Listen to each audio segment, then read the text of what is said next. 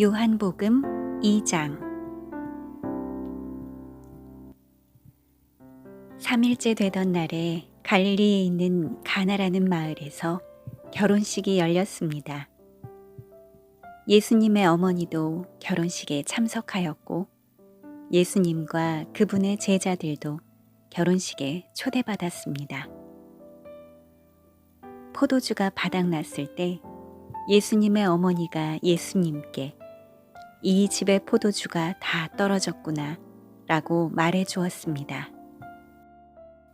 예수님께서는 어머니, 왜 저에게 이런 부탁을 하십니까? 저의 때가 아직 오지 않았습니다. 라고 대답하셨습니다. 예수님의 어머니는 하인들에게 그분이 시키시는 일은 무엇이든지 하여라 하고 말해 두었습니다. 그 집에는 돌로 만든 물 항아리가 6개 있었습니다. 이 항아리는 유대인들이 정결 예식에 사용하는 항아리들이었습니다. 그것은 각각 물 2-3동이를 담을 수 있는 항아리였습니다. 예수님께서 하인들에게 항아리에 물을 채워라 하고 말씀하셨습니다. 하인들은 항아리에 물을 가득 채웠습니다. 그러자 예수님께서는 그들에게 자, 이제 그것을 퍼다가 잔치를 주관하는 사람에게 갖다 주어라 하고 말씀하셨습니다. 하인들은 물을 떠서 잔치를 주관하는 사람에게 갖다 주었습니다. 하인이 떠다 준 물을 잔치를 주관하는 사람이 맛보았을 때 그 물은 포도주가 되어 있었습니다. 그는 그 포도주가 어디서 난 것인지 알지 못하였지만 물을 가져온 하인들은 알고 있었습니다. 잔치를 주관하는 사람은 신랑을 불렀습니다. 그리고 그에게 사람들은 항상 처음에 좋은 포도주를 내놓고 손님들이 취한 다음에는 값싼 포도주를 내놓는 법인데 당신은 지금까지 가장 좋은 포도주를 보관하고 계셨군요. 라고 말하였습니다. 예수님께서는 이 첫 번째 표적을 갈릴리 가나에서 행하셨으며 거기서 그의 영광을 보여주셨습니다.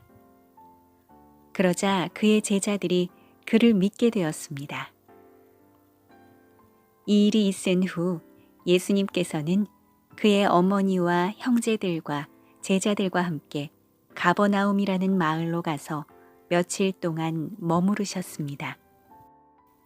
유대의 명절인 유월절이 가까워 오자 예수님께서는 예루살렘으로 올라가셨습니다. 예수님께서는 성전 뜰 안에서 소와 양과 비둘기를 팔고 있는 사람들과 또 상에 앉아서 돈을 바꿔주는 사람들을 보셨습니다. 예수님께서는 끈으로 채찍을 만들어 양과 소를 비롯하여 모든 짐승을 성전 뜰에서 쫓아내셨습니다. 예수님께서는 돈 바꾸는 사람들의 상을 뒤엎으시고 그 사람들의 돈을 흩뜨리셨습니다. 그리고 비둘기를 파는 사람들에게 명령하셨습니다. 이것들을 여기서 치워라. 내 아버지 집을 시장터로 만들지 마라. 이때 제자들은 성경에 주님의 집에 대한 나의 열심이 불처럼 나를 삼켜버렸다 라고 기록된 것을 생각하였습니다. 유대인들은 예수님께 당신은 당신에게 이런 일들을 행할 권리가 있다는 것을 증명할 무슨 표적을 행할 수 있습니까? 하고 물었습니다. 예수님께서는 이 성전을 허물어라.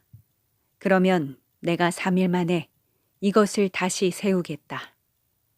라고 대답하셨습니다. 그러자 유대인들은 이 성전을 건축하는데 46년이 걸렸는데 당신이 3일 만에 다시 세우겠다는 겁니까? 라고 반문했습니다. 그러나 예수님께서 말씀하신 성전은 그분 자신의 몸을 가리키는 것이었습니다. 예수님께서 죽은 자들 가운데서 부활하신 후에 그분의 제자들은 예수님께서 이렇게 말씀하신 것을 기억하였고 그들은 성경과 예수님께서 하신 말씀을 믿었습니다. 예수님께서 예루살렘에 계시는 유월절 기간 동안 많은 사람이 그분이 행하시는 표적을 보고 예수님을 믿었습니다. 그러나 예수님께서는 모든 사람을 알고 계셨기 때문에 자기 자신을 그 사람들에게 맡기지 않으셨습니다.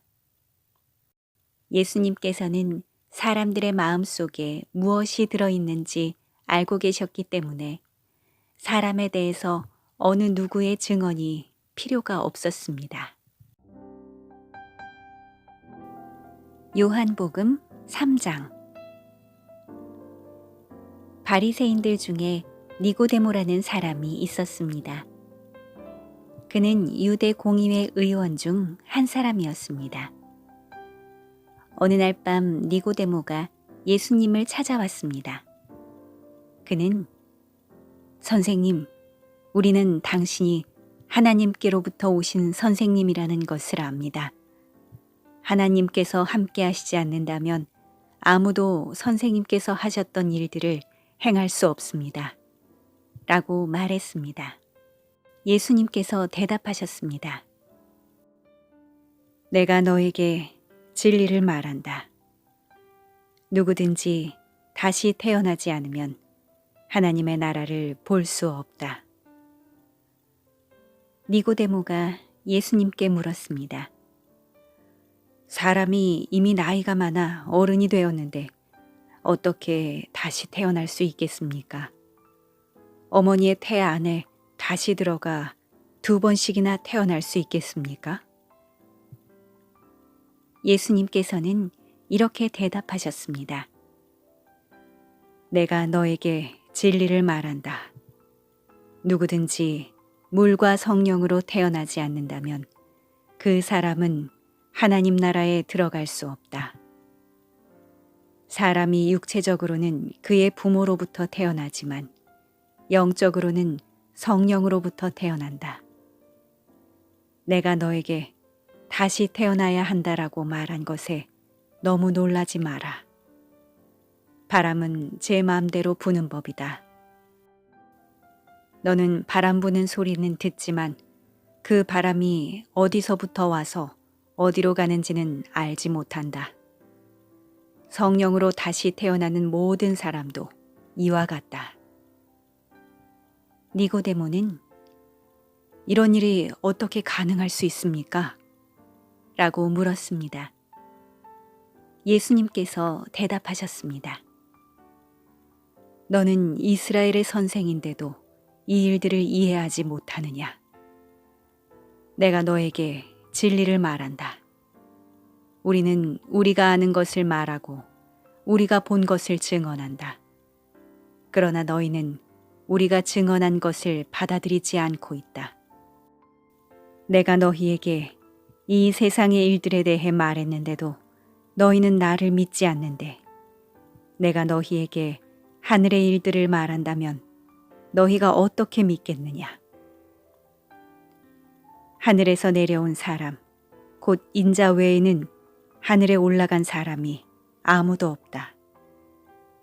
모세가 광야에서 뱀을 높이 들었던 것처럼 인자도 들려야 한다.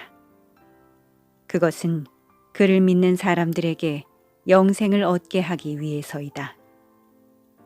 이와 같이 하나님께서는 세상을 사랑하여 독생자를 주셨다.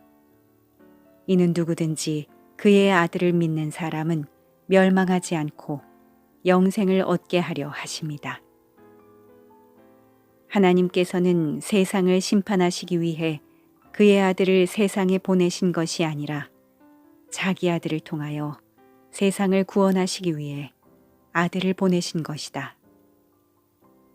하나님의 아들을 믿는 사람은 유죄 판결을 받지 않는다.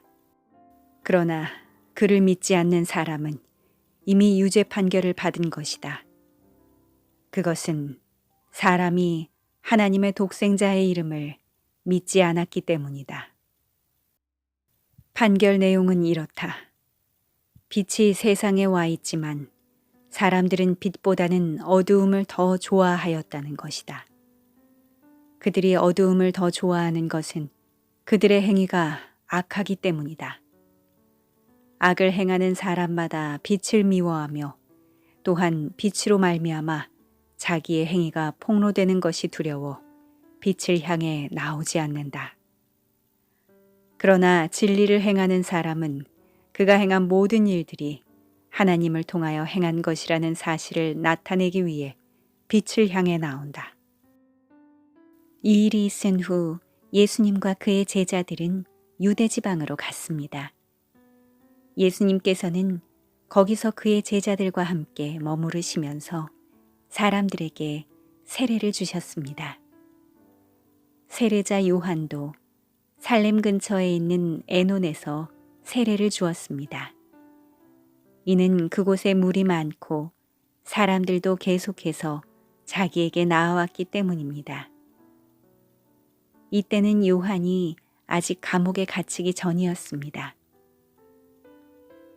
요한의 제자들 중 몇 사람과 유대인 사이에 정결 예법에 대한 논쟁이 벌어졌습니다.